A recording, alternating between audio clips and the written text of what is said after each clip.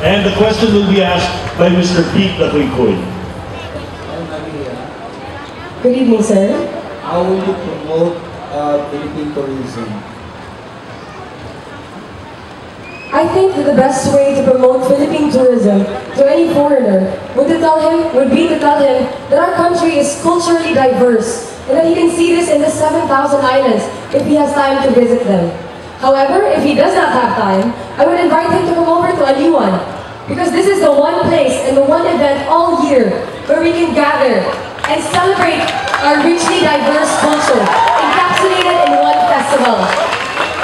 And it is here that we can truly witness the Filipino in all his glorious incarnations. It truly represents unity in diversity, and that is what has made it a true festival of champions. Thank you.